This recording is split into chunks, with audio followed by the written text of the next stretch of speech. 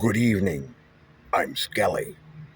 You're watching the Skelly Report, the only news broadcast hosted by someone who's already seen how this all ends.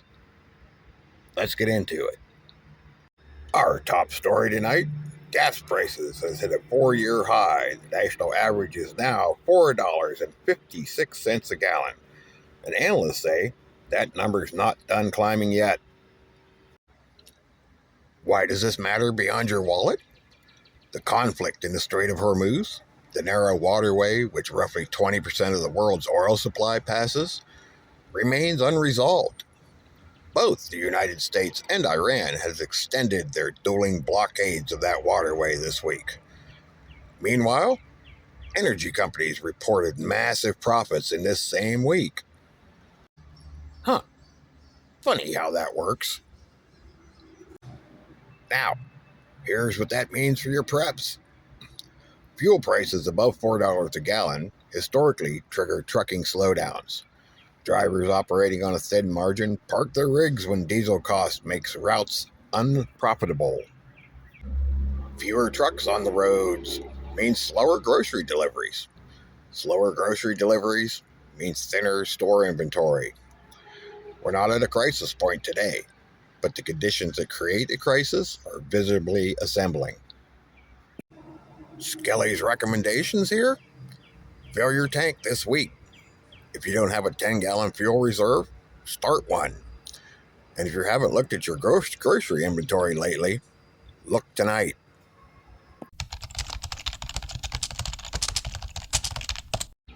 Story number 2 for tonight: the Strait of Hormuz situation deserves more attention than it's getting from the mainstream press.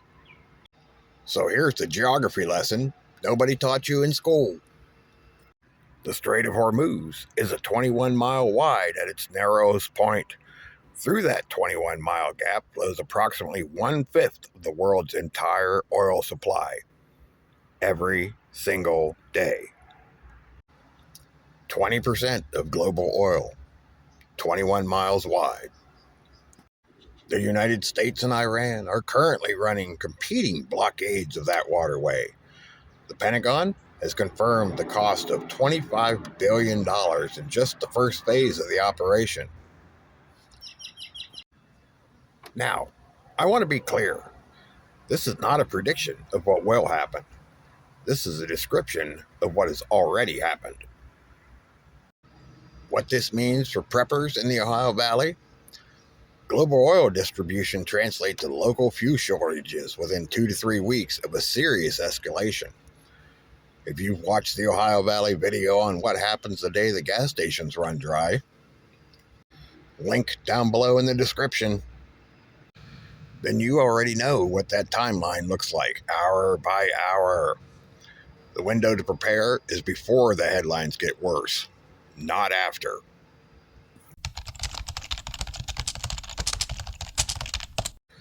And finally tonight, in what our producers are calling mildly encouraging news, Congress has finally voted to reopen the Department of Homeland Security after what has been confirmed as the longest partial government shutdown in American history.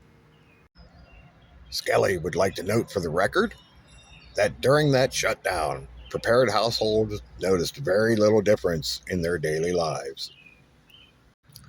Almost as if having your own food, water, and emergency supplies made you less dependent on the government functioning correctly.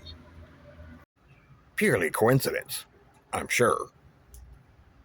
And that's tonight's Skelly Report. If anything you heard this evening concerns you, good. Concern is the beginning of action. And if none of this concerns you, Skelly respects your optimism. He just doesn't share it. New episodes of the Skelly Report drop every week. Subscribe so you don't miss the next one. I'm Skelly. Stay informed. Stay ready. I'll see you the next time.